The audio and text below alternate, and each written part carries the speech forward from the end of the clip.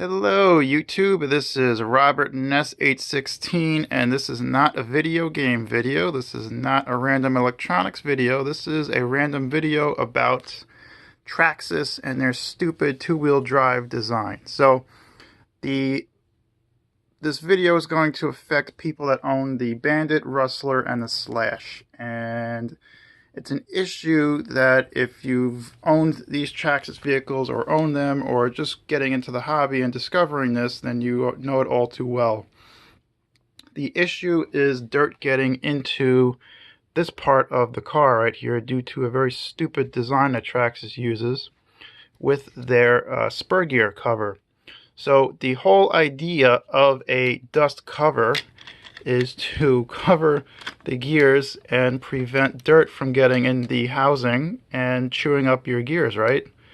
So a lot of people are like, just run it without the cover on, whatever, you'll be fine. So if you're running it on hard packed dirt, clay, or whatever, you can do that and you'll be 100% fine.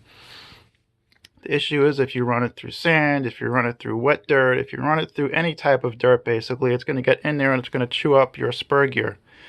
So the reason why that happens is on these covers, Traxxas thought it would be a wise idea to cut out this plastic to allow for suspension travel, so that this way their universal shaft doesn't come into contact with the spur gear cover and cause it to rub on it.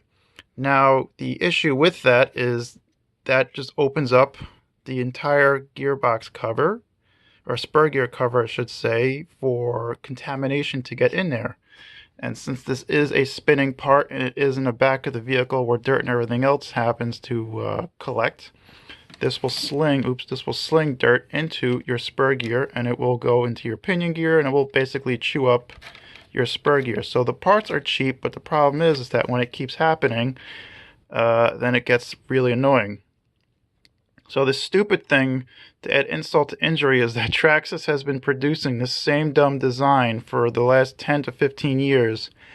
And it is a known issue because there are some other videos on YouTube about this, and there's a bunch of people on various remote control car forums that discussed this in the past, and there was never really any resolve except for RPM Racing, which came out with a better designed gearbox cover which eliminated the hole here, so that's actually a nice product. But say if you have telemetry on your two-wheel drive car, you can't actually use that cover. So this is for people who wish to use that cover. So telemetry goes right in here and it collects data off of the spur gear, I believe, and the wires will come out of here, so that's why this little addition has been made. So Traxxas uses a larger pinion or spur gear on some of their cars, I guess, or maybe they have it as an option part, and that is why they cut this out instead of redesigning the spur gear cover. And honestly, that's just a stupid, piss poor design because it's really just poor engineering when it comes down to it. They should just not use that size spur gear and just seal this up completely, which would fix the issue altogether. So what I did was I took some epoxy. What did I use? Gorilla Glue makes really nice epoxy, actually, that sets in 5 minutes-ish, but needs to cure in 24 hours. It's a two-part epoxy. It's pretty damn strong. And what I did was I took electrical tape, stretched it over the bottom of the spur gear cover. I took another piece and kind of put it over the front here so it wouldn't dribble out of where this little hump is. And then I took another piece and put it flat over here so that it wouldn't spill out the back when I put the epoxy into the spur gear cover. And that is pretty much what you see here. I did lightly sand, if it'll focus, lightly sand the inside of the housing here so that the epoxy would adhere to the plastic better.